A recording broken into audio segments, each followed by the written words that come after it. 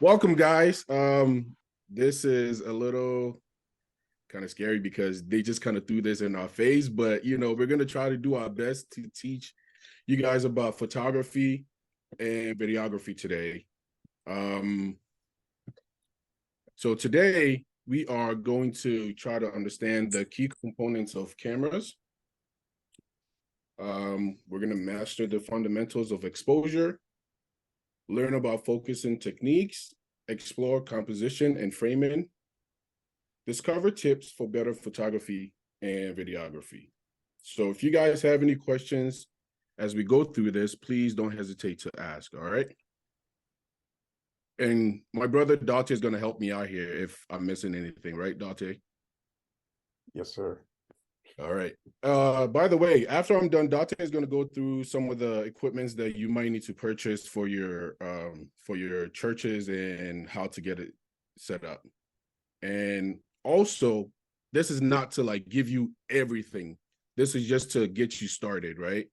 Because I believe next year we're going to try to have a conference where we're actually going to get some hands-on on photos, videos, lighting, audio, right? So again, this is just the basics of doing photography and videography. Cool?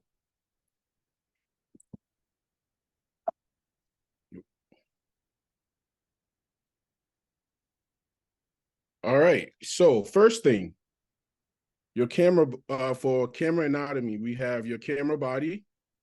I have an example here. This is the camera body. There are different types of cameras. This is mainly a photography camera, but it also does video, right? We have your lens. This is the lens right here. I'm sure most of the lenses and camera bodies, but I just want to go through it. All right. So with the camera body, we have shutter, right? We have your aperture, ISO, sensor, your viewfinder. Okay. So your shutter is what controls or the time that you use to freeze your object. Okay. Your aperture is how focused your object is in your frame. All right. Your ISO, and if I'm talking too fast, please let me know. Okay. I know, I'm not sure how many of you know some of these things, or some of you, if you don't understand anything at all. Okay. If I'm talking too fast, please let me know. Okay. Okay. So we're back to ISO. So ISO is pretty much how sensitive your camera is to light. And then you have your sensor. Your sensor is what captures the photo. All right. So this is, if you look inside this camera body,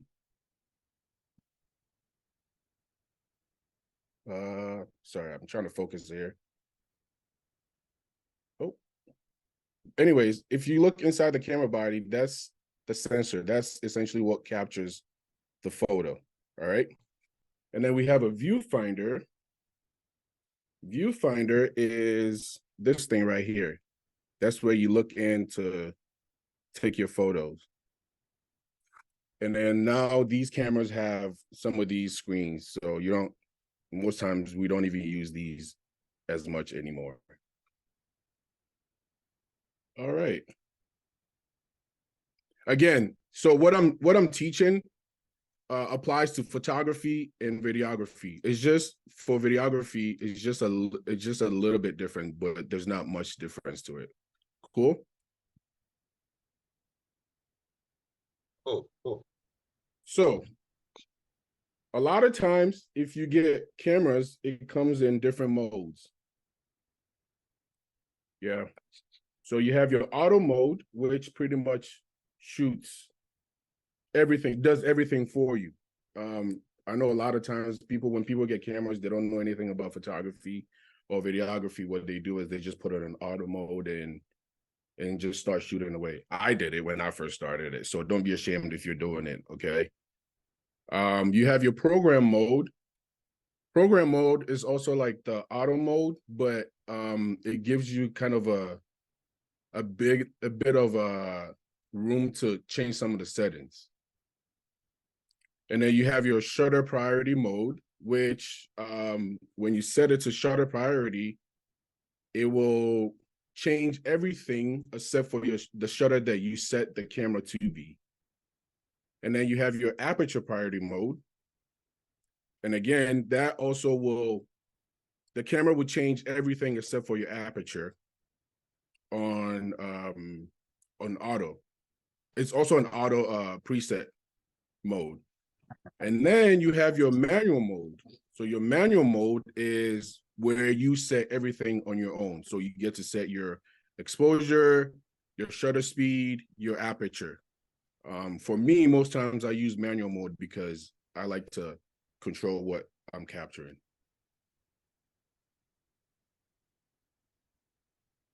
All right. So now we have something that's called exposure triangle.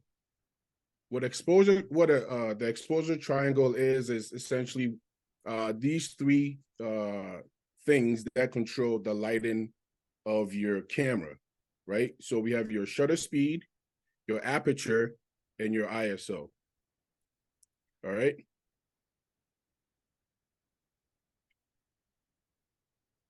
What is shutter speed? Shutter speed or exposure time is the length of time that the film or digital sensor inside the camera is exposed to light when taking a photo. And remember what I said. So your shutter speed is the amount of time that it takes to freeze an object in your camera. So for example, if we're doing sports, right? I might set my shutter speed to, the shutter speed is the time that it takes to freeze an object in your camera. Okay, so if you are shooting a fast object, so for faster objects, you want to do a faster shutter. So that could be from anywhere from 1/65th to 1/350, right? 1/350.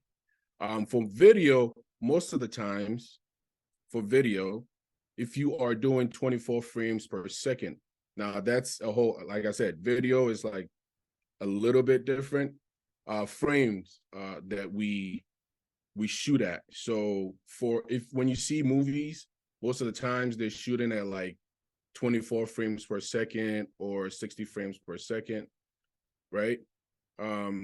That's how fast the camera is capturing images, right? So that's just a little bit of video. But for video, for your shutter, most of the times you're either doing 1/48, 1/50, or depending on if you're doing a slow motion, you might be shooting at 1/25th or 250, or whatever you set your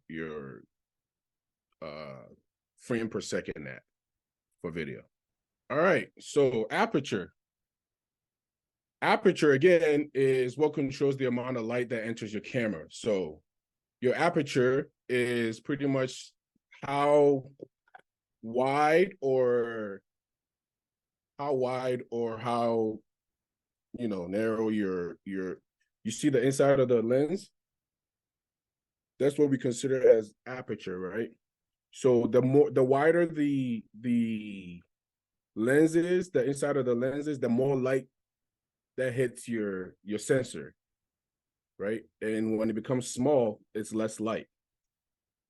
So aperture can range anywhere from actually, honestly, I've seen like 0.8 to like f/22, right? So if you are at 0.8, your lens could be wide open, like, right? And then f/22 is just, you could barely get any light in there, right? And when you see photos, when you see how blurry the background is, that's how you know the aperture is either like at 1.8, 2.8, because when the lens opens wide, it focuses on just the object and blurs everything else out, right? Yeah, Dautey, you have anything to add on to that? Yeah. Basically compares the same thing. Like the lower the aperture, like the 2.8s and lower, the more blurred the background will be. So not just about the light, like he's explaining, like that nice blurry background that some of us love comes from the lower aperture numbers, like the 2.8, the 1.4s, the 1.2s. But then when you want, like, if you're pointing at a stage, like with the choir and stuff, like you might want like a bigger aperture, probably to have a more of the subjects in focus. So maybe like a f6 to an f8 or something. Yeah. Awesome. And then the higher of the aperture you go, so let's say you go to like f22, the less light that's going to hit your sensor. So that means you're going to have to get more lights, or you know, or raise your ISO. Yes, it's pretty much like any type of setting you tweak on the cameras, you're gonna have to adjust your environment because your camera is just taking in the information from your environment. It's not really changing that. So the better your environment is like suited, it's just gonna capture what it is. That's the whole point. Yeah. Awesome. All right. So ISO.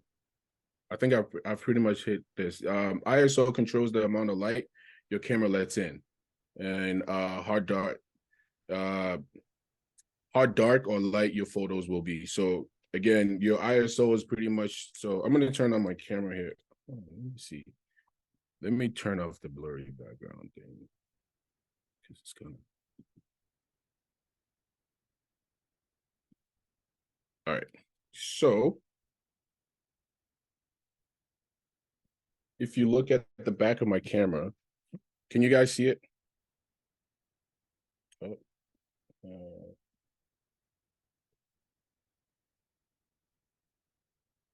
man. All right, I'm gonna do this. Give me 1 second here.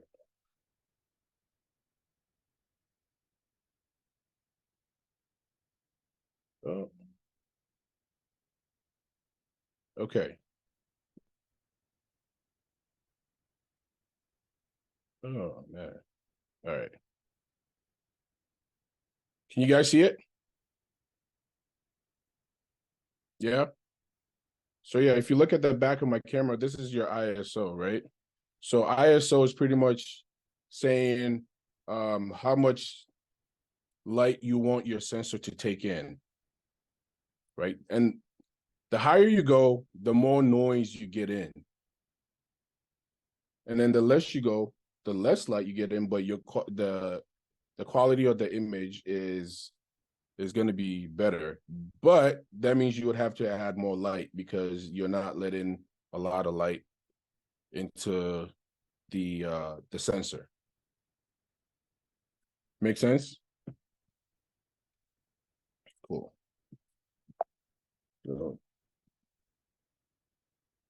Okay, so now we have what we call the autofocus and manual focus. A lot of cameras nowadays have really good autofocus. I think I'm missing. Oh, somebody raised their hands. I'm sorry. Golda, can you check on these? Because I'm not really paying attention on these. Oh, yes. I was going to wait till you're done talking before Oh, okay. questions, but if you want, I can unmute them. Yeah, let's go through some of the questions. Okay. Dwayne was the first one, so I think you can unmute now, Dwayne, to ask your question. Yeah, after you take the picture, can you change the aperture? After you take the picture? Yeah. So no, you can't change your aperture after you take the picture. However, I just found out that there's a software called Lightroom, which we use for post-production, that can actually help change, this new AI thing that can help change the aperture. Not really change it, but blur out the background. Yeah, I was about to say Lightroom has had a lot of like easy updates for the common user to have those same effects that Kwame's talking about.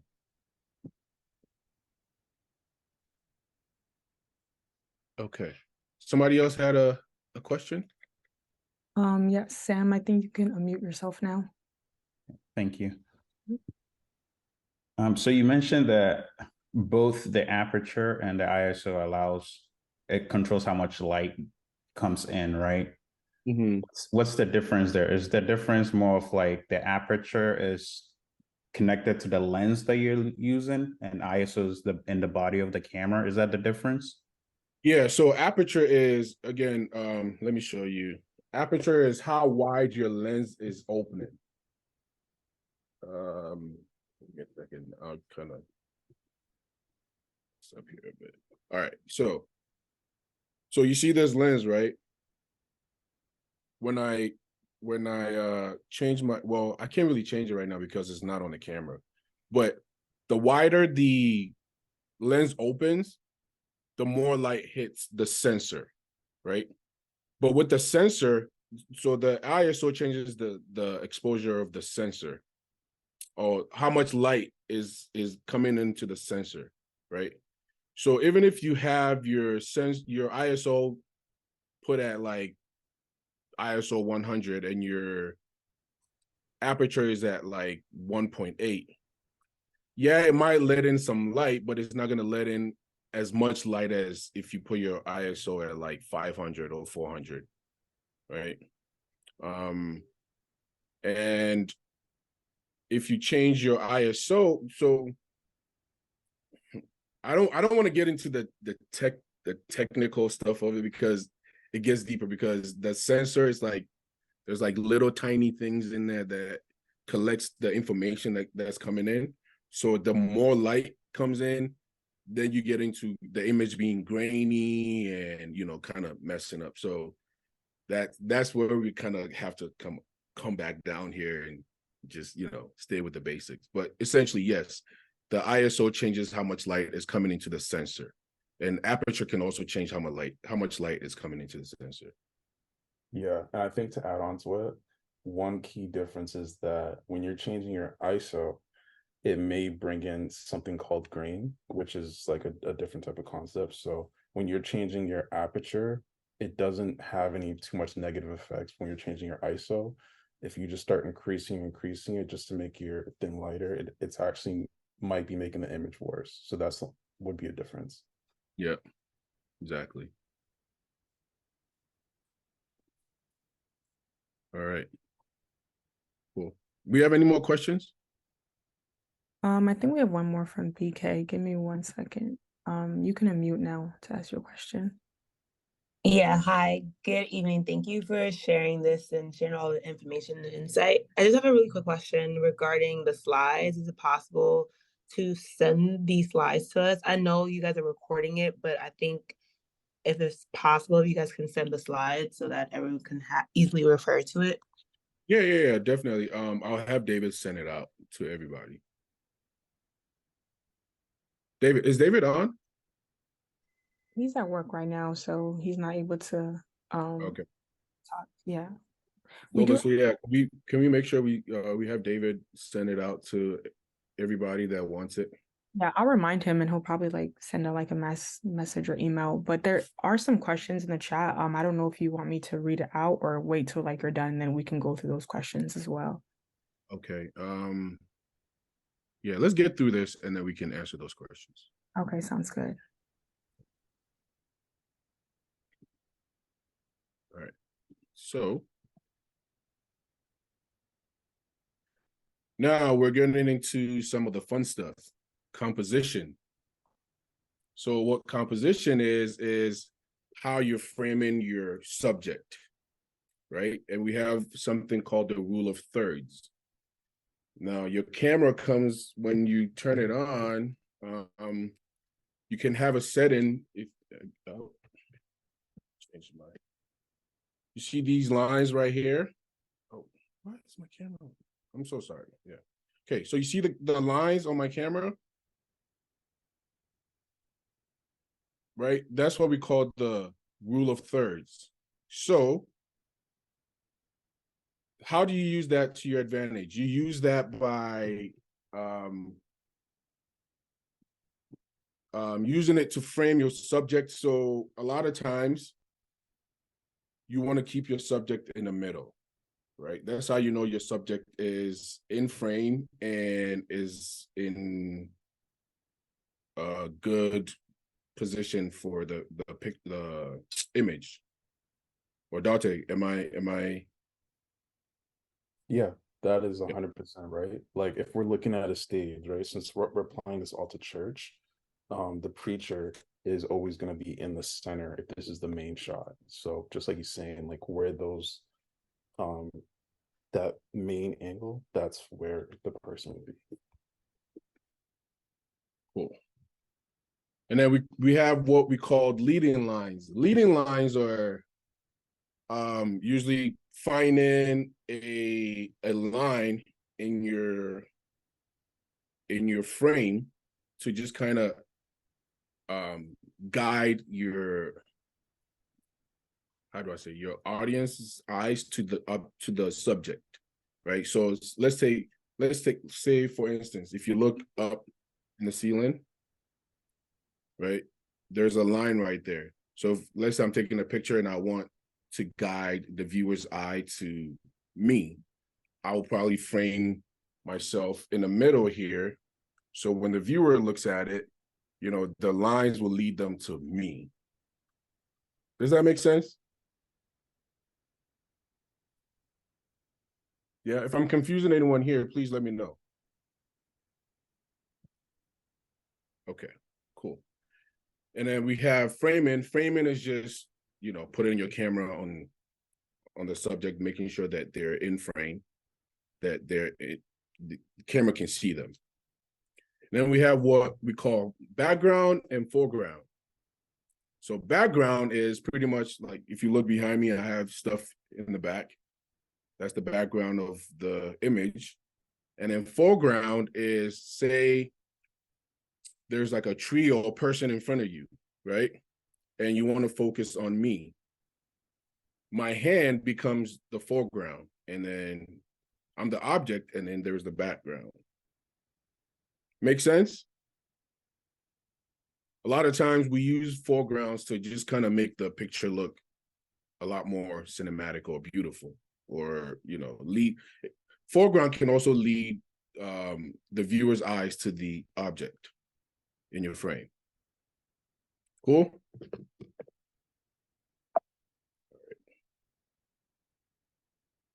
All right. The fun part, lighting. So we have lighting, and then we have, I put strobe lights, but it should be artificial light, right? Natural lights. So your natural lights are your windows, like lights coming from the sun. You know, when you turn on your light bulbs or whatever. And then we have your artificial lights, which can be your continuous lights or your strobes. Now with natural light, if you're shooting natural light, if you're doing photography, you would want to keep your ISO low and bring your shutter speed up high, so you're not letting in too much light. A lot of times, if the sun is too high, those are some of the things that you want to change. Or you can even change your aperture to just kind of, you know, turn down the lighting that's hitting your sensor.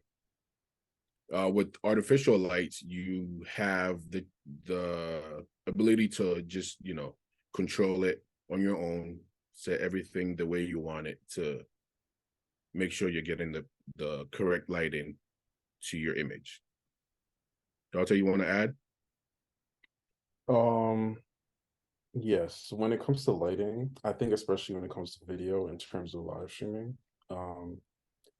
this is the base point of how you're going to expose your image when you're sending it out to the internet. So like your stage, since that's the main place, it needs to be lit in a specific way that is illuminating the skin tone to be sent out for the viewers to see, that, you know, is pretty much good. So that just has to be adjusted, as well, being adjusting the camera settings to kind of match, which is more complicated, but the basics is lighting and audio are like the main two of everything before the cameras come into play. Cool. Awesome. All right, so we're gonna move on. Do you guys have any questions on lighting? before we move on, I'm sorry, excuse me. Anyone? Okay, we're gonna move on. All right, so now we get to white balance. White balance in your camera is very, very important when you're doing photos or videos. White balance is essentially telling your camera what every object that's supposed to be white. So you set what we call your Kelvin. I'm gonna go in here again. I'm gonna show you on my camera.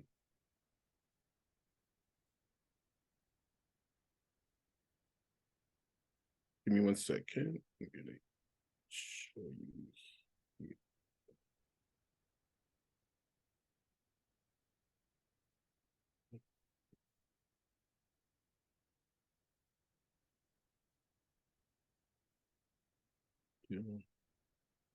I'm sorry, give me a second. This thing's not showing up. Yeah, while Kwame's pulling that up, white balancing will also affect the color of your image based off of the lights that are bouncing off the front stage. And there's, you know, the simple, cool, warm, and the neutral. And you're always just trying to get it as neutral as possible so that everything looks like consistent colors. Yep. And then continuing from there. So your camera already has some presets, right? Every camera already has presets. So it comes with like the sun, having a shade, having clouds, flash or tungsten light or white light. Most of the times you want to use your custom button to set what the room where you're shooting at is looking at like, because if you put it on auto, the camera tries to do it on its own, and a lot of times it doesn't go so well. Right. One thing that I will recommend, give me a here. I'm gonna pick up something.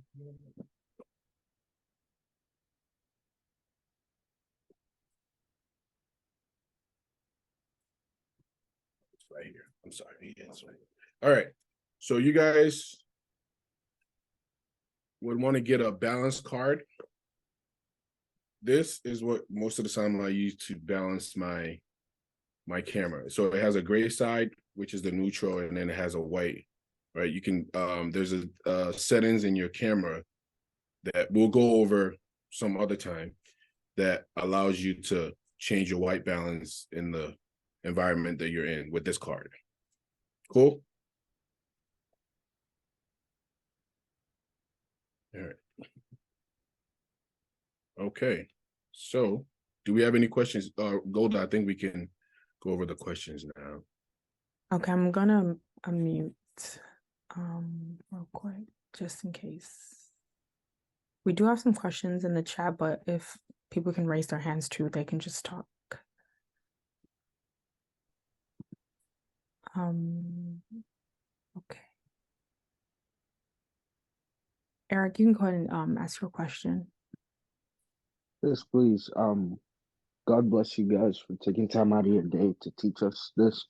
I was just wondering, is there something you guys recommend, or class or something specific you guys recommend for someone who wants to like learn more in depth about cameras and videography and like pick it up as a hobby, please?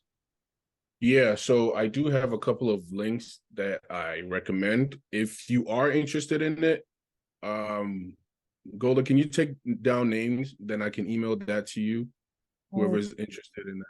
Yes, I'll take down names. Okay, thank you. Mm-hmm.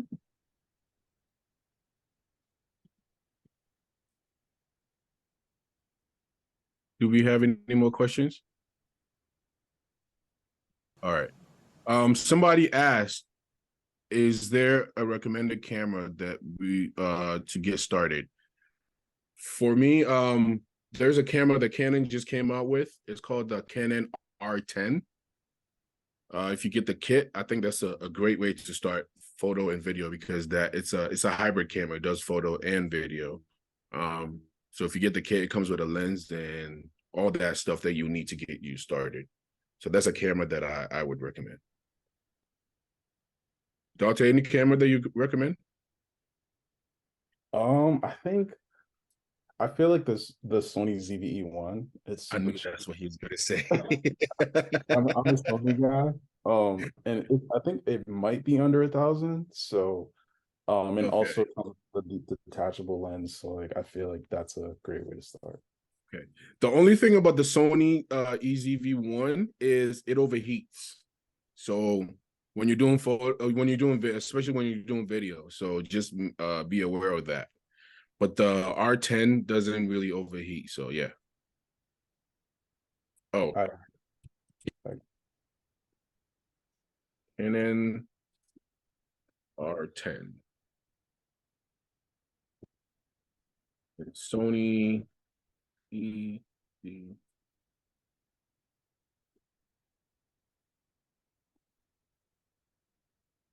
All right. Do we have any more questions? Simon had his hand up. You can ask your question, Simon. Yeah, thank you guys for the time and the information. I just want to find out what strategies can you employ if you have a mixed lighting situation. For example, at church, we have lighting on the stage, but we don't have that stage lights in the congregation. So how do you maintain an accurate white balance and consistent color? For example, if you move right from the stage, you can see like the color is, do you keep adjusting every time there's a switch, or once you get it set, it should probably go with all the shots or whatever frame you get? Yeah, so with white balance, you're pretty much just giving an overall look of what the room is, right? You don't have to keep, well, actually, you shouldn't be changing anything once you set it. So usually what you want to do is you want to set it for the stage. You want to set the white balance for the stage because that's where you're mostly going to be shooting, right? With the audience, now that's where we get into, so we're trying to get some churches to start investing in like properly lighting the congregation and all that. But if you don't have enough lights, you can raise your ISO. But again, the more you raise your ISO, the more noise you introduce into your image, right? But a lot of times people don't even realize that there are noise in the image.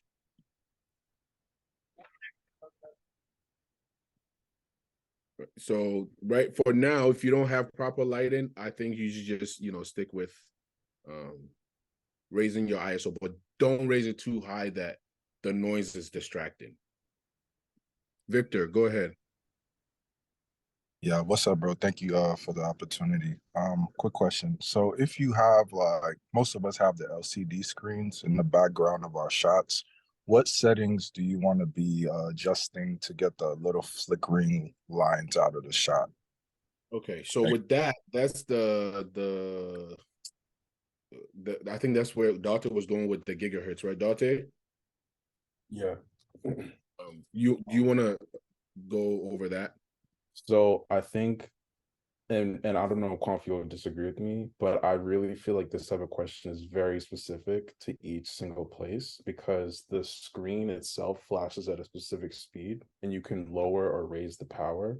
So just how I was talking about, you have to match the lighting to get your correct exposure in camera. You also have to match the exposure that's coming from the screen because it's flashing at a specific speed. So the reason why you're seeing that like slow or it's not in sync is because the frame rate in the camera is different. So in general, I feel like what's worked best for me, because everything is preferential, I feel like around 60 frames a second, and then just messing with the shutter speed, the 1/, when he was talking about the 1/140, 1/150, just messing around with that to find a specific one that just stops it from flickering, then maybe adjusting the lighting to fix the exposure. But I don't know if Kwame also has a yeah. No, I agree with you. A lot of times your frame per second, like from 50 to 60. And then if you're between 50 to 60, I know your shutter speed can go beyond 125th, 160, and you'll be fine, right? You're still gonna get a motion blur for your objects. But again, you don't want to go up too high and then you start getting like jitters in your image. Right? Does that make sense, Victor? Yeah. Thank you so much. Please, Kwame. Yes. For those of us who don't know what noise is, what is noise in the camera? And what does shutter speed do, if you didn't talk about that already? Yeah. So let's go back. Your camera sensor has the ability to take in, so like it has a limit of taking in a certain amount of light, right? So the higher you raise your ISO, the more noise you introduce into your image. The noises it's like tiny bugs just in front of your camera. Here, let me see. Give me 1 second.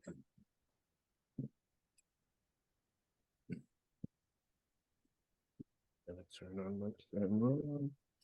Okay, so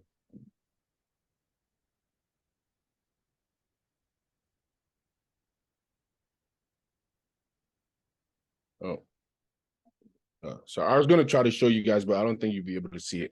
But once the image starts getting grainy, you're gonna notice. There's no way to not notice it. You're just gonna see a bunch of tiny things on your screen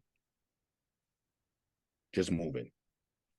Kwame, can you show a picture of what like a noisy okay, give me a second. and a clear one, like, or and not noisy or not a grainy one, so that we kind of see what we're talking about?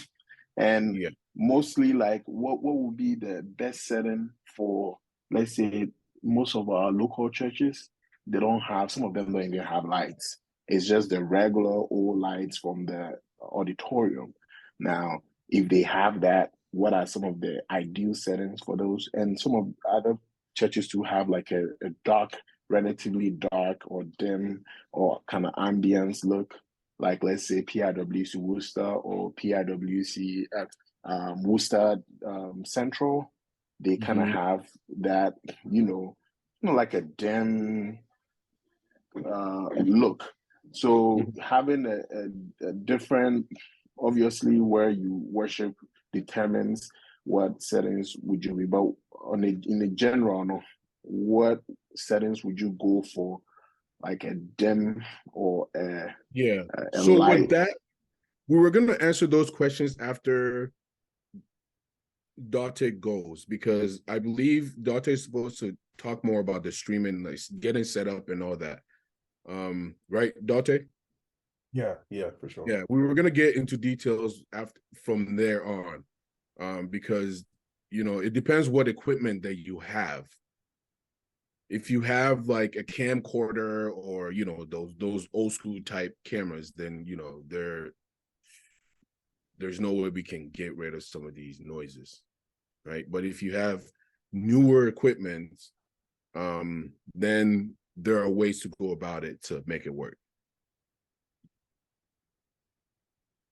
I agree. Okay. So I was gonna show. Quick second. I'm gonna show an image of a clear image and a noisy image. Okay, so this is a.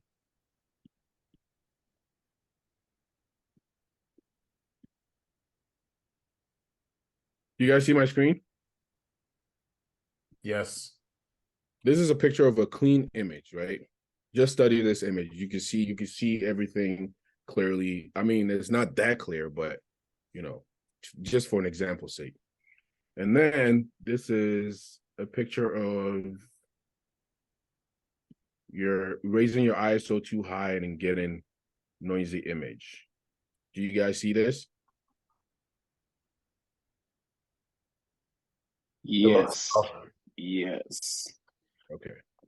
It doesn't look blurry. It just looks like noise. It looks like Yeah, it's just insects. a bunch of those tiny things that I was telling you about, just going to be moving in front of your image, your camera. So with this, if your ISO is high, that is what's going to cause this. That's what's going to cause this. Yes, if it's too high. What is the number? What is high? Some cameras have the ability to have high ISO and not be this noisy. And as I said again, it depends what equipment you're using.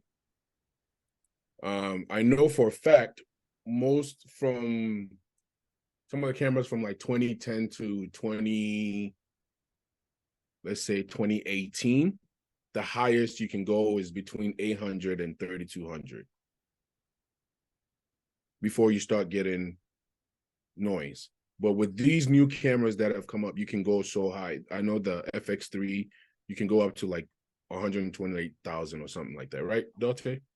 Yeah, 12,000. Yeah, and you still have a clean image. That's my camera, favorite of all time. Canon, Blackmagic, this guy doesn't. That, but Sony is the best way to go. Yeah, come on, bro. Nikon gets some love too. Kwame, just to You jump guys in don't do Blackmagic products? No, we're gonna get there. We're gonna get there. Yeah, go ahead, Josh. So jump in. I don't know if Dautey, you'll talk about this. Can you speak a little bit into presets? I don't know if that's Dautey's part of Dautey's or Kwame, you want to talk about presets on cameras, because for example, some people sometimes have the live stream preset and then they want to go film something, let's say an announcement video, and they don't realize that whatever you have set for live stream is not the same setting for whatever you're going to film in a smaller space. Okay, so yeah, with that, you wanted to kind of educate people. Yeah, so a lot of cameras come with modes that you can save your presets to. See, that is kind of tricky because every camera is different, right? So if you guys have questions about your camera, hit me up on the side and I can explain to you. Yeah? Yeah, I think based on what Kwame is saying is like, you're saying if we had to do like an announcement video to put on the live stream, each camera is different. So, but each of these cameras have built-in profiles that already have like color to it, or like, these things. So if you've already set it for that main stage, then when you want to do this other thing, you just have to remember you might have to just retweak the shutter, the aperture, and the ISO for whatever you're doing. And then that may just it's more like preferential. So just like Kwame said, if you have a specific question on your camera rig, then you could probably just hit him up specifically. Amos. Go ahead. Well, you guys hear me? Yeah. Yes. This is actually a very good presentation, so God bless you guys for that as well. I just want to get your preferences towards lenses. So when do you think is a good time to like change your lenses? In terms of if like you're starting with a camera, what do you think is like an appropriate change your lenses? You mean during service or just in general, like when you're upgrade your lens? Yeah. I think once you're like very comfortable with, shooting manually and just getting your image right, upgrading your lenses at any time shouldn't be a problem. But, again, feel comfortable with shooting before you go and spend like $2,000 or $3,000 on these lenses. Oh, true. How much? And I think lenses are different than camera bodies. So lenses, I think on the market last longer. Maybe this could be numbers could be off, but I feel it's like you're right. Yeah, it's like super long. So like once you buy that lens, it does, depending on the lens, the value of it sometimes even rises up over time. Yeah, there's one lens that I've had for like 10 years. and I've changed camera bodies over and over and over. Also, like it's more like capable of changing like bodies than lenses in general. Like, yeah, because technology is always upgrading, right? So yeah, the bodies change. They change different things that different tools in the body that you might want, or it looks good to you, or it will help make things easier. So you most likely going to change your body than the lens. the lenses, yeah, makes sense. Thank you. Simon. Yeah, before Dautey goes, do you have a recommended method for managing focus, especially when you are dealing with moving objects? Yeah, for example, specifically offertory. During offertory, people come, and when they get closer, it gets a bit blurry. But when they move away from the camera, then the focus, like it goes back to normal. So do you have any preferred method or recommended method of managing the focus during that period? With that, what equipment are you using, so I know how to Yeah, Blackmagic. You're using Blackmagic. So with Blackmagic, what you want to do is get a focus Dautey, help me out here. Focus motor. I'm sorry. Yeah. Get a focus motor. So you can manually focus yourself. And just put in some time to just learn how to manually focus. I think that will help you a lot. We do have a focus, I'll say tab on the lens. We can adjust.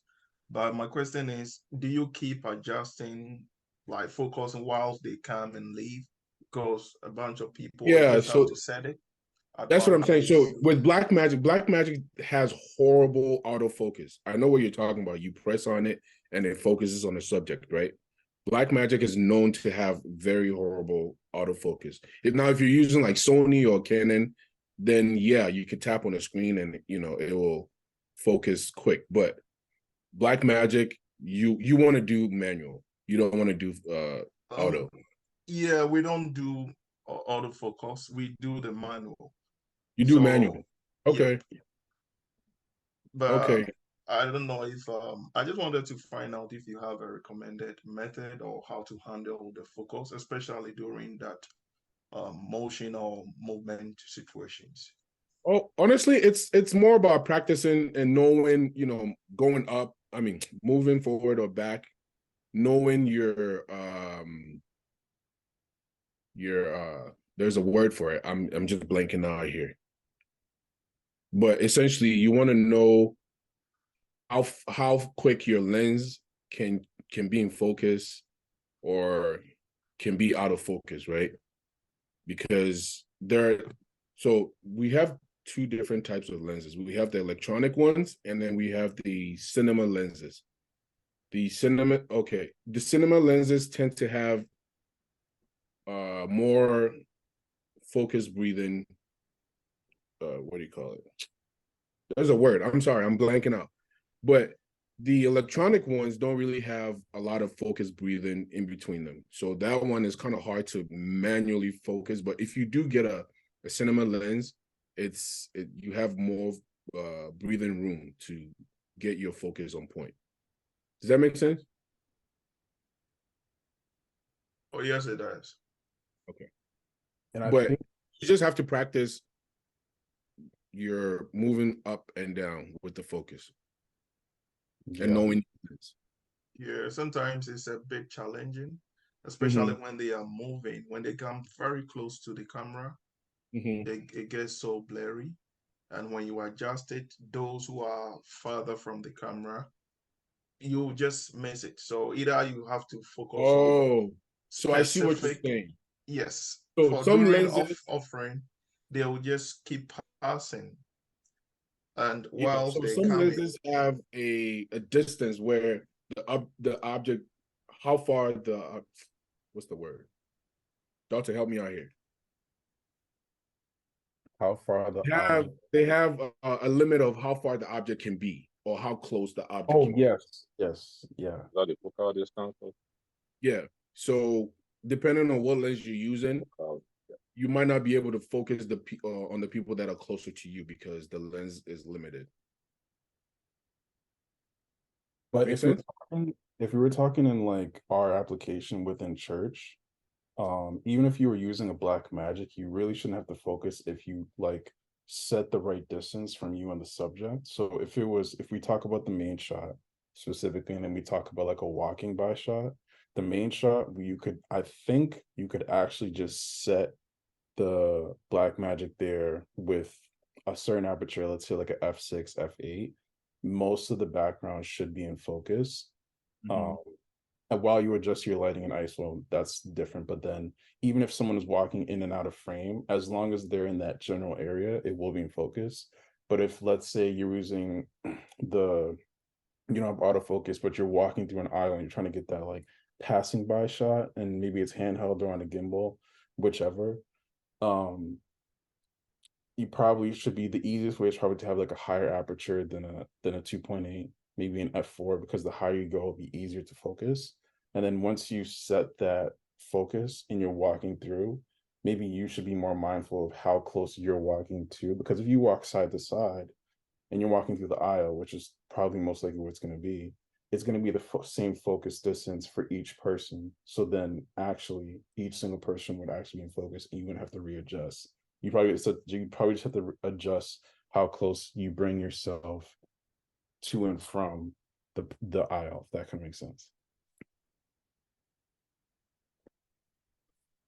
Does that make sense, Simon? Oh, yes, it does. Thank you, guys. Okay. And then also make sure you utilize your focus assist. So Blackmagic has a focus assist on there that you can turn on. It lets you know when the object is in frame or in focus or not. Yep, sure. We'll look into that. But sometimes, like I'm saying, it's a bit awful. So yeah, we just have to deal with it. No problem. All right, Dautey, you wanna hit on streaming? Okay. I can share screen. Yeah, Golda, can you give him permission, please? Yeah, he should have access. You're co-host, so you should be able to share. Okay.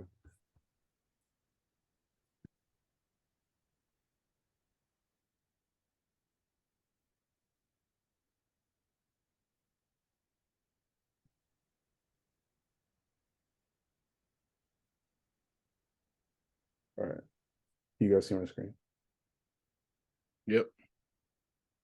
Okay. So we're just here to talk about streaming really quickly.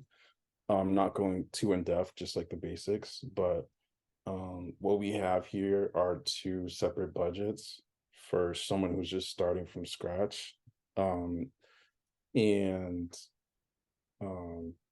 The left side gives you a budget that has one camera angle, and these are estimates, so it's always going to fluctuate a couple $100 here and there. These wouldn't be like exact prices, but they're pretty close estimates on today's prices. And you have your camera, your lens, your tripod, and your camera switcher, or what we call our capture card. Then we have the Mac, which we'd recommend, and the Mac Mini, and then HDMI cords and monitors. And this is like the type of budget you should present to your pastors or presbytery.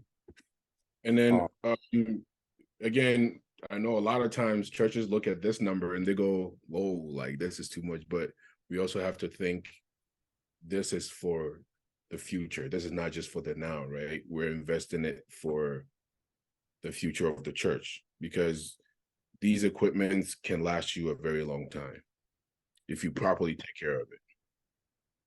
Yes. And just like what Kwame is saying is that it looks like a lot of money, but we waste more money when we start off wrong, because then we have to redo everything from scratch. And that's always more costly. Whereas if we all just start at a good starting point, it's easy to build on and add more angles and get these cranes and these gimbals and all this other fancy stuff. But if we just start the system off well, then going forward, everybody will just be on the same playing field, if that makes sense. So the first thing to talk about is you need, what we're going to recommend is the Mac Mini and 2 monitors. The reason why we recommend the Mac Mini, just for graphics and many other things, it has some of the best processors for live streams and other things. And then just any monitor, at least 2 of them. The reason why you need 2 is, I'll get into that in a second. Now, the softwares that we recommend are OBS. OBS is a streaming software, and it's an open broadcast software, basically called OBS, an open source solution for online video recordings and live streaming. And it's compatible with Mac and Windows, but in our case, we're recommending to use this on a Mac. And I'll also go through like a very like brief walkthrough on OBS. Like I'll just pull up some settings and like pull up some scenes real quick. And the place that we recommend streaming to is YouTube. YouTube has for social media, has the least amount of compression. That's why you see a lot of live streams on YouTube, but you may not see them on Facebook or maybe Instagram. It's just because YouTube just has the bandwidth and capacity to bring in more data, and it can just handle that well. And Dautey, just to go add on to that. So if you do want to stream to like Facebook or Twitter or Instagram or whatever, there is a is it a software or a website that you could use to stream all these together? It's called Restream. It's a paid website that you can use to stream to multiple platforms at once. But again, we'll go over that another time. Yes. Restream is definitely another way. But just like you said, another time. So now, once we have the computer and we have set up OBS, we are actually allowed to stream. Now, this next part with the switcher, this is what you're sending to OBS. So this is the ATEM Mini Pro. I actually put the wrong one on here. I'm sorry, Kwame. No, it's okay, bro. The one we're supposed to get is the ATEM Mini Extreme. That one gives you 8 HDMI ports, 2 USB-C ports, and there's nothing really too like complicated about it at all. Like you just download the software from blackmagic.com, or when you get the switcher device and you plug it in, there is no like, I'm pretty sure there's not really a big like drivers issue or loading. Like it's very simple and basic. So you plug in your power, which is on the right side. You wouldn't plug in your Ethernet into here. You would plug your Ethernet into your computer because that's where you're going to stream from.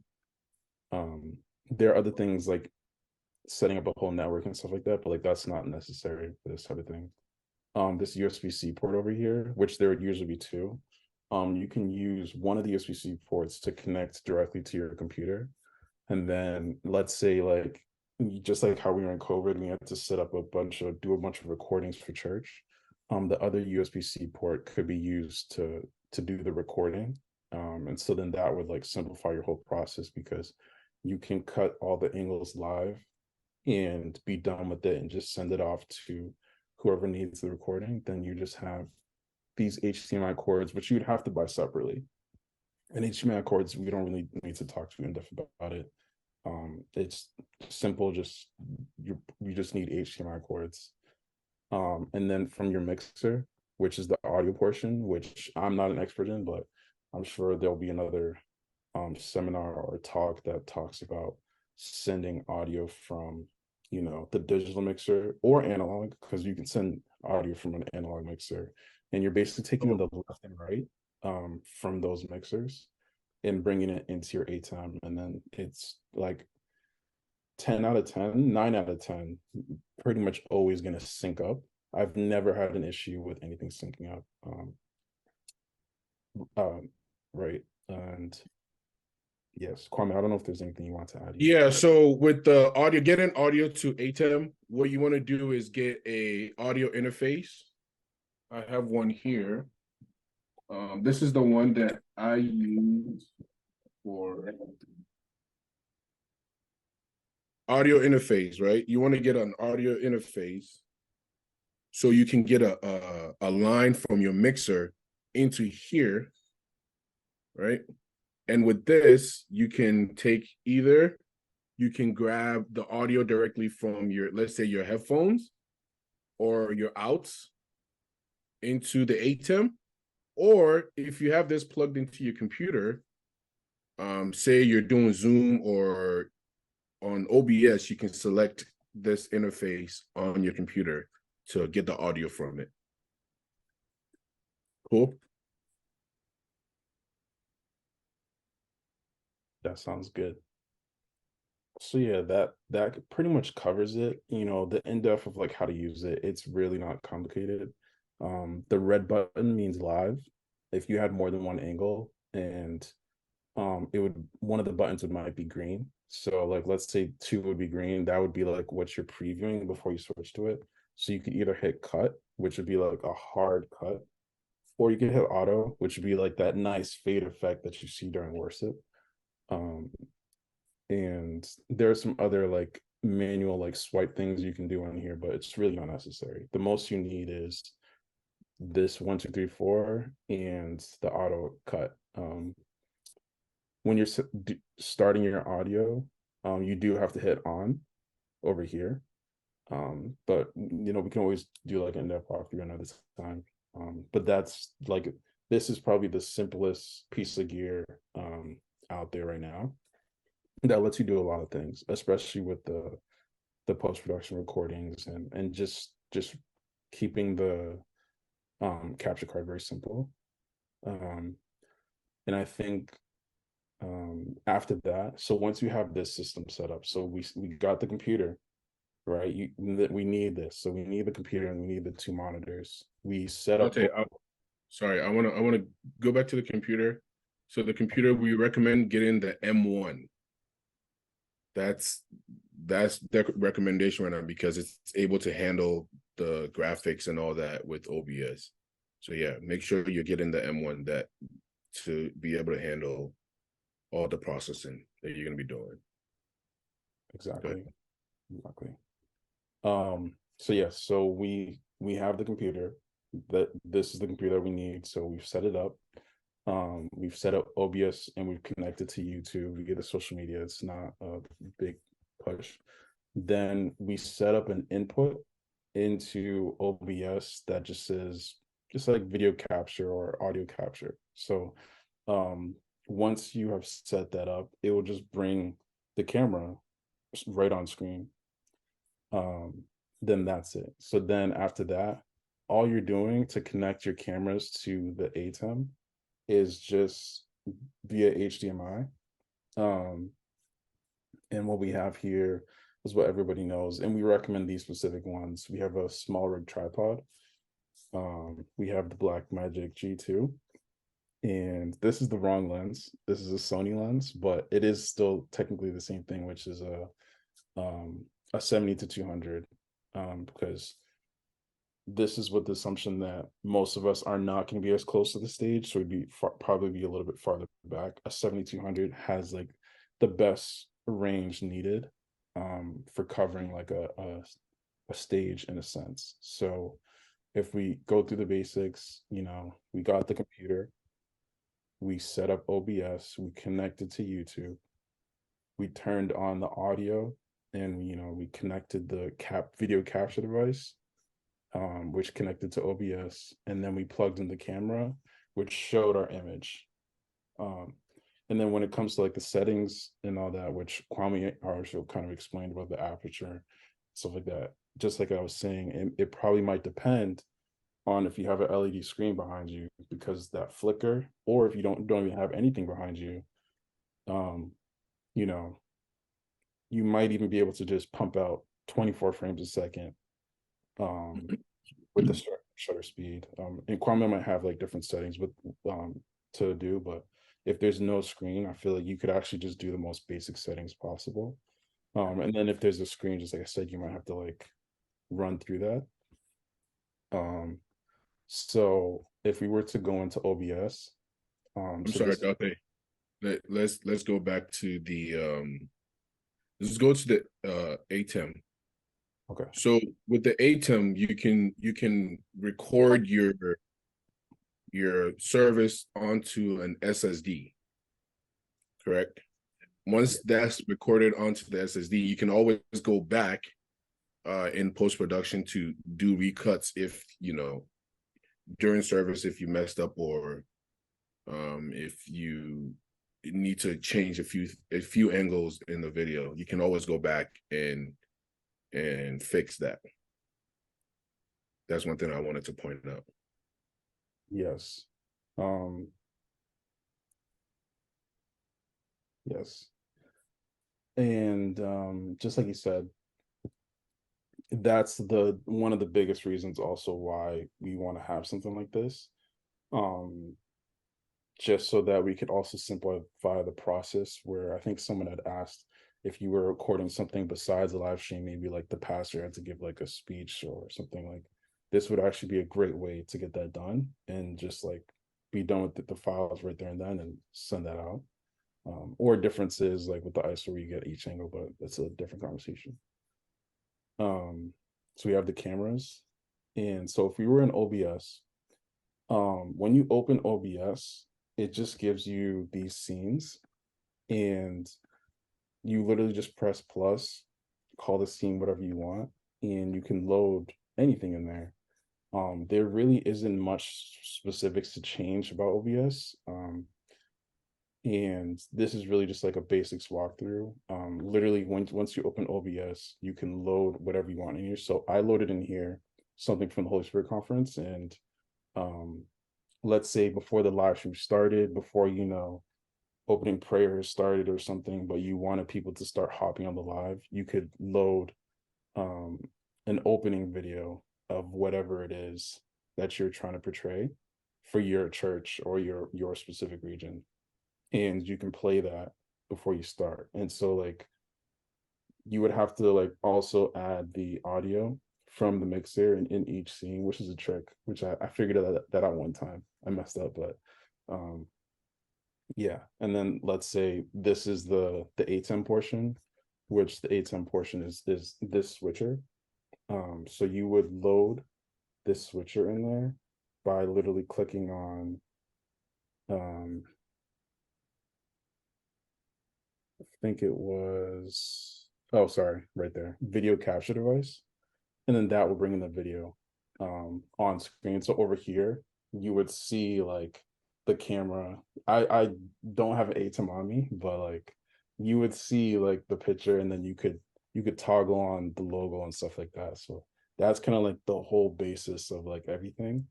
Then let's say like once you were ending, you could like hit the outro video, which would just, you know, close out so that your live stream audience could have like a good experience than just it just ends and stuff like that. So it's kind of like it might roll like some messages or something, or can't wait for you guys to come back next week or something like that. And as you can see the audio of the videos. And you literally just hit start streaming over here where the controls are. I don't know if you can see. When you But before you hit start streaming, Dautey, you want to go over how to connect to your YouTube? Yes, that's a good one. So if we go over here, I don't know if you can see, these might be hard to see. We can see it. Okay, so when you click on OBS and you click preferences, you just come to the stream place, and over here it would just say connect your account, and it's just like literally just signing into Google, and you can connect I think it will log into your email, and then it will show you your YouTube accounts. That process, you just hit OK, and that's pretty much it. I think that's right, Kwame? Yeah. That's it. That's it. And you just hit OK. And after that, just like I said, you would hit start streaming right here. Manage broadcast, which is just pulling up the typical YouTube setting. And that's it. Can I add something real quick? Of course. So for those of you who want to stream to Zoom, because I know a lot of times aunties and uncles ask for Zoom. How to get your OBS into Zoom is you want to go to start virtual camera. You want to click on start virtual camera, and then on Zoom you would select OBS virtual camera. So then you get the camera in there. And then again, with the audio, you can either get it from the interface or you can get it straight from, the mixer to your computer. Right. And I think on the audio thing, let me just walk through that. So for example, since I call this ATEM, that's the easiest for me to understand. That would be the cameras. If I was adding in the audio from the interface or directly from the mixer,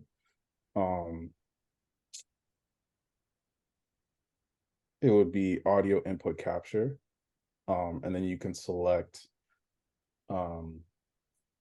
what it is. It might say computer and then interface, or in this specific example, there was a Midas I used somewhere. So I have this Midas USB, Midas is a mixture like the Behringers and stuff like that. Different conversation, but it recognized that mixer via USB-C. And then I was able to just sync the audio, which was not a problem at all. I think that's it. I don't know, Kwame, if you have something else to say. No, that's all, bro. Okay. So when we come back here, I think it was definitely interesting to talk about when we were talking about the composition portion. So if we were applying this to our type of setting, which is church, when Kwame was talking about those lines on the camera, we should always have those lines on because it helps us use the right composition that would be the most pleasing to the eye to understand what is going on. So over here, we have a screenshot from Worcester Central, and basically the subject is in the center. Like pretty much everything of the subject is in the center, and then you have like the background singers there. And you have some people in the foreground over here, which kind of adds something to it, but that's not necessary. The basis of what he was trying to say is that the subject would be in the center, the preacher, the singer, everything would be in the center. You wouldn't do anything fancy like leading lines or anything like that. Like your main camera, the one camera, would always be pointing here. Now, if you had a side camera, which I think our brother was talking about earlier, when you're trying to walk through the aisles, or something like that, you're trying to get certain things in focus. Like for example, you can see our auntie here is blurred out. It may not be you probably can't see the picture as best, but like imagine this person's blurred out. It's a little blurry here, but auntie over here is like really in focus. And basically, if we didn't have autofocus, what we could do is set our focus distance from her, and as we're walking through, it's going to be an aisle, so everybody's going to be in the same seat, so we'll be able to get a certain person in focus every single time. So with that would probably be the best way. Another way is the focus puller, and which would be like you twisting, which would be another conversation, but as you're walking through, twisting to get whoever you want in focus. Adios. And anyways, Kwame also talked about something called leading lines, Now, I feel like I may be wrong, but I feel like this is maybe what he was talking about. So we have our subject and focus here, right? And we have leading lines of these aunties leading to her right here. And we're also using rule of thirds, which I'm also going to go over in like the next slide. So I think this is a good example of like, it's pretty okay composition. It's not the best, but like I think it's nice. That's all. And after that, the last composition for live streaming here is rule of thirds. The reason why this looks and feels good is because he's on the third over here. Like he's literally in the third space. And this empty space over here is bringing our attention to him directly. As well, we have some foreground here, because I think this is probably like a poll, which is adding to the live stream. And there's nothing too much complicated about that. I don't know, Kwame, if you want to add to that. Okay. Sorry, yeah, I said, yeah, you got it right. Sorry, I was muted. Okay, cool, Yeah. cool. I know if there is one person who wanted to add some, Caleb, are you on?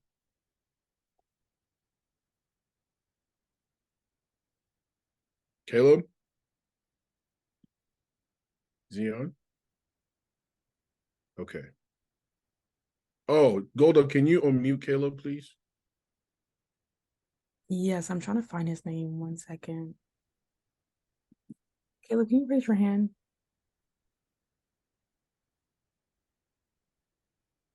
I guess while we're figuring that out, to go back on the budget, this isn't really like something that we're saying, you should just go do whatever. Like we're saying like this is what you should do. Like we're trying to emphasize this list here is what you should have in-house for your church to bring your live stream to the current standards that we all need to have. So this isn't really like you take this list and you're cutting corners. No, like this specific list is what we are looking for that needs to be in-house in our churches. I don't know, Kwame, if you want to add to that.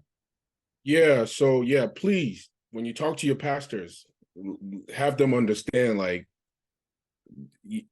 I know it may be a little high, but we need to invest in these things in order to get us going, because some of our churches are kind of behind. So please, please, please, please, if you can get these equipments to at least get us started so we can build on from here. I believe I have spoken to Pastor Morgan. We're gonna do hands-on, but not right now. To just kind of give more knowledge on how to better use these equipments. But again, when we come on site and to train, and if you don't have these, we might not be able to really get you up to date. So please talk to your pastors to try to get you these equipments. Yes. Caleb, you can ask your question. Yeah. Yeah, Caleb, go ahead. Oh, the only contribution that I was gonna add was that part where he was showing you how to connect your YouTube to OBS. I think Kwame said earlier, if you want to stream to multiple sources and you use restream.io, what you would do is you would go there and then just adjust it to say restream.io instead of YouTube, just so that it can correspond back to Restream. If you choose to do Restream versus going straight to YouTube. Yes. Yeah, that was a good one. Thank you. Who has a question? Simon, you can go ahead. Yes. So during production, if there are scenes you don't want to show, or maybe we are calling singers whilst they're working on stage, how do you take care of those shots? You don't want them to go out. If you're using the OBS, how do you show something different without showing it to the people in the auditorium. Right. So, Dautey, can you turn back on OBS real quick? Yes, sir. So with OBS, I think he was only showing the preview part, but you can turn on the studio. So Dautey, turn on the studio. Okay. So on your left side is your preview of whatever's going to stream onto YouTube, right? So if, let's say, you want to take off a lower third, or Dautey, do you have any lower thirds built in there? Yes. So if you want to bring in the lower thirds, what you want to do is turn it on with that eye icon. Or if you don't want it on there, you can, right. And then, so now you can fade it in. So click that fade. And then you're going to see it's going to pop up, right? So if you don't want it on there, you just turn it off with that eye icon again. Dautey, can we demonstrate that again, please? Oh, sorry, so sorry. No, it's okay. That's all. That's all I wanted. Yeah. So you So you turn that off and then click fade again. And then it will take it off. Make sense? Simon, I think you had a question, right? No, Eric has a question though. Oh, Eric, I'm sorry. Go ahead. Yes, please. So my question is, so currently in our congregation, in our PIWC, we have a media guy which I'm learning from, and he introduced PTZ cameras for us. Instead of using like the camera, like how you guys would, we have PTZ cameras that we have screwed into the ceiling, and those move around. We can zoom, we can focus, and we can do all that. So like right now we have two, where one's in the front of the church and one's in the back, so that we can like go around and capture it. The camera looks great and everything like that. But my thing is, would you recommend those PTZ cameras, or do you think like it'd be better to have an actual camera? Yeah, so PTZs are great. PTZs are great when you don't have anybody to man the cameras, right? They work fine. But the image coming out of that camera is not as of a good quality as the Blackmagic. Yeah, and I think I could be wrong. The sensors also in PTZ cameras are probably closer to the sensors that we have in our phones. So that would also affect the information coming in, since we know that like the sensors in our cameras they're just way bigger. So they're able to take in a lot of information. And then having the lens with the camera also changes the depth of field, or like the sharpness for the blurry background. So a PTZ camera would not, PTZ camera, camcorder, those two. Because I know that someone's always going to say, oh, I have a high 4K camcorder, but that's not going to give you the effect that you're looking for. So not all 4Ks are 4K. That's essentially what he's trying to say. Yeah, if you've noticed, a lot of 4Ks are not as sharp or as a good quality as some of these cameras out there. So they can sell you 4K, but it's not true 4K.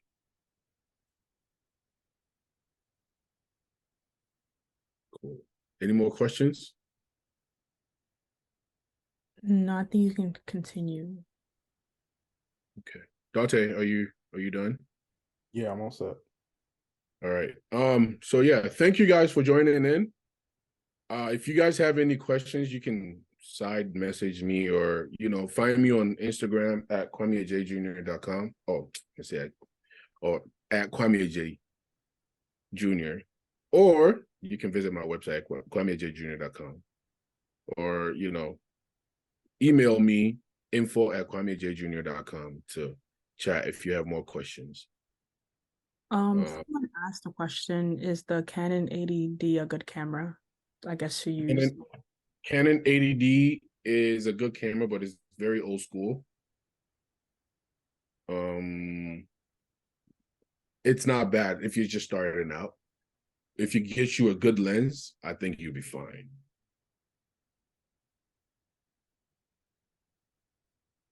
Oh, someone also said to add your contact information in the chat. Oh. And also for the slides, if anyone wanted it, you can just DM the Youth and Pensa page on Instagram and then they'll share it with you. I took the emails down, but just in case if I messed up on anything, it's best to just DM them and they'll give it to you.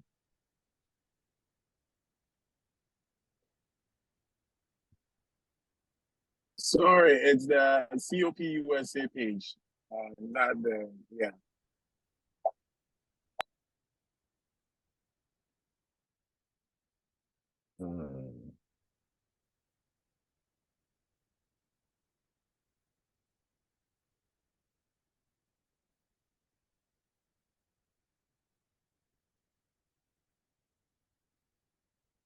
All right, Golda, we're done. So if you wanna, yeah. Okay, so no one has any more questions?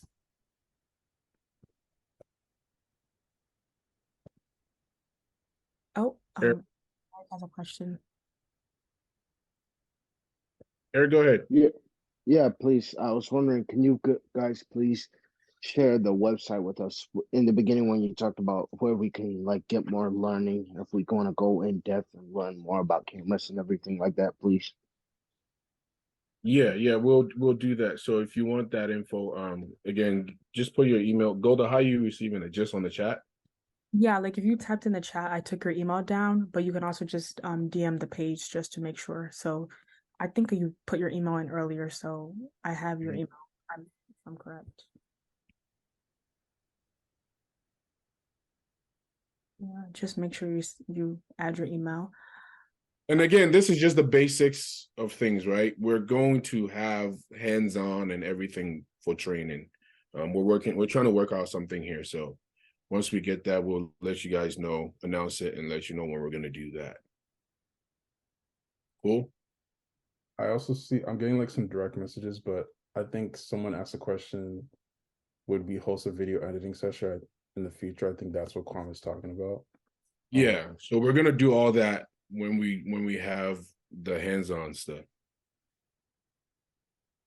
Pastor Larry, I'm not sure if you want us to get into editing on virtual, because that's kind of it's kind of tricky. But you know, if that's something that we want to work on, maybe we can start planning. David.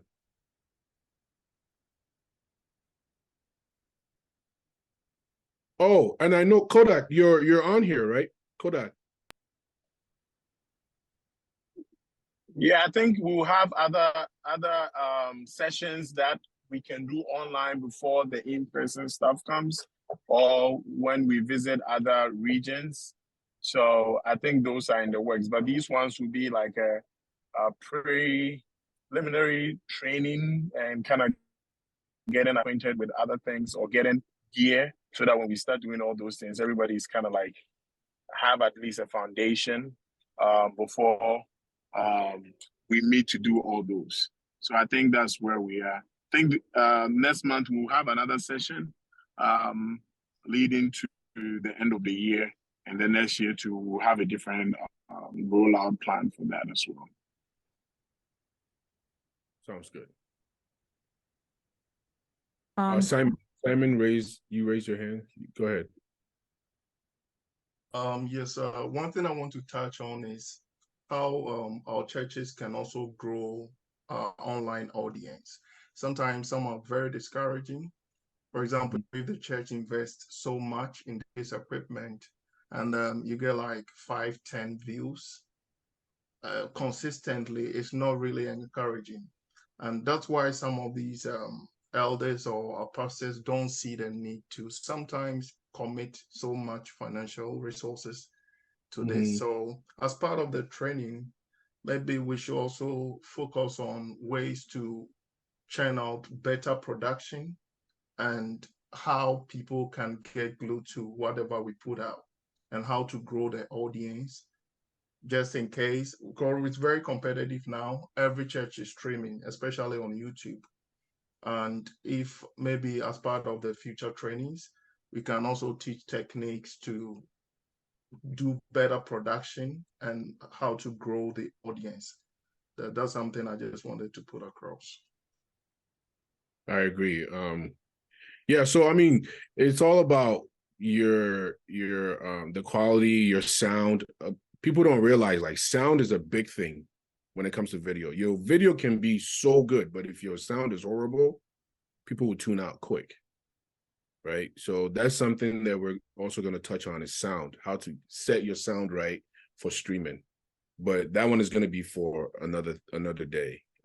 Caleb, I know will have a lot of knowledge on that, and then we'll try to touch base with Justice. Maybe he can also hop in and give an idea on how to set it right.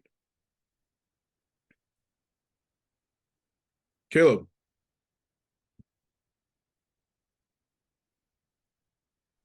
What's up? Is there anything you want to say about sound? Just a quick, something about sound, streaming with sound. Definitely getting the interface would help, because then you can play with the presets and settings and effects and whatnot to make it easier for you to have good sound going through. So I think that's the only thing I would add for. All right, thank you, bro. Okay, anyone else or? Okay, I think so. This concludes it. Thank you both so much. Pastor Larry, are you still on? By any chance? Pastor Larry? Sorry, I have to find him. I don't see his hand. All right, before Pastor Larry comes, I think this is the first of many that are coming. Oh, Pastor, are you on? Oh. Yeah, he's right there. Yeah, please, David, go ahead and then I'll come after. Yeah. This is the first of many coming. Like we're doing a series of training, and next month there will be other ones that are coming up.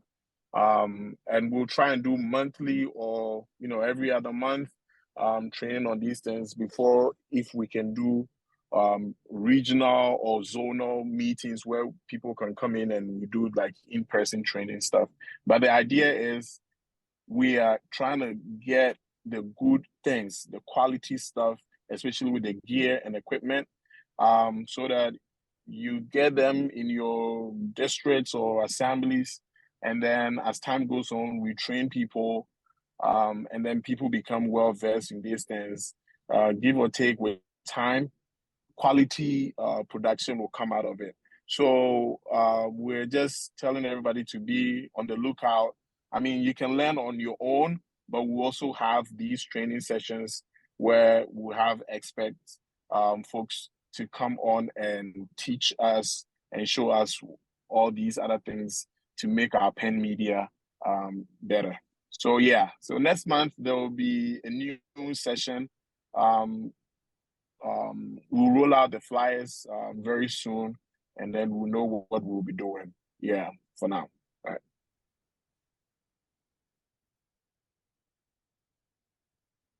Okay, yeah, thank you, Kwame, thank you, Dautey. Beloved, we've heard a whole lot of things. We've got a lot of tips. I know people are still gathering questions, but the PentMedia is a new ministry now for us that we are building, and so we are putting the whole platform together where avenues where all of us can get all the information. And just as David said, we are planning seminars and workshops like this on a monthly basis. Not only do we come to hear, but also we come with our questions, and then we can all see how best we can grow the ministry. I want to acknowledge all our ministers on the line, and also we do also have we have quite a lot of ministers joining online. I was checking through. We are happy that you are on, because you saw what we put out there is money. So when the PentMedia is coming, please get ready. It's because we are seeking excellence.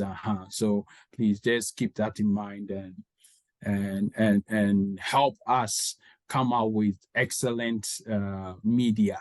And so please be helpful with us. When we mention it to you, it's good that you were online. We also want to acknowledge our IT director. He's the director we fall under the IT department of the church as well. Pastor Morgan was also here. Yeah, so, and as it was mentioned, God willing, early next year, maybe within the first 2 months, we'll be having the IT conference, and it's going to be PentMedia. We want all of you to keep that in mind. We are planning some residence program, hands-on, and all those things will take place. So prepare yourself. We are taking this gift that God has given us to another level. And so we want all of you to keep that in mind. Yeah, we are taking it to another level. Yeah, so please, as you're giving your emails and all that, know that we'll be reaching out to you. And if you have any issue too, I know most of the regions have PentMedia kind of leadership. Please reach out to them. We are trying to form that higher hierarchy so that whatever questions and issues you do have, it can be addressed by some of our experts in the media spectrum. Okay, God bless you so much. Amen. Yeah. So God bless our minister. God bless our PentMedia leaders. God bless everyone who came. Yeah. And keep your questions coming through all the platforms that we have laid out there. Thank you. Amen. Thank you so much, Pastor. And yes, if anyone has any questions or one of the slides, just make sure you can send us a DM. I think we put it in the chat, but I'll re-put it again. Is Elder Josh on the line? Do you mind giving us a closing prayer, please? Before Elder Josh comes, please, it's the COP USA Inc. DM or pentmediausa@gmail.com. COP USA Inc. INC on social Instagram. You can DM us or pentmediausa@gmail.com. Please send all the emails. Please send it over there. Just send a message. Just send a message over there so that we can collect all that data. You can send it either way. On Zoom, we might not be able to pull everything. We'll try and pull everything, but if you don't hear from us, please send us the message on pentmediausa@gmail.com. Thank you very much. Thank you. Please, can you hear me? Yes, we can. All right. I'm to give the benediction or the closing prayer and the benediction, please. The closing prayer. All right. Shall we pray, please? Blessed Lord, we thank you for the opportunity of being in your presence. Father, everything that we have been taught and we have learned here, we commit into your hands. We pray that your spirit will be with us and will be our guide. We pray that you will rest with us. Thank you in the mighty name of Jesus. Amen. Amen. Thank you. And thank you, everyone, for joining. God bless. Thank you, everyone. Have a good night.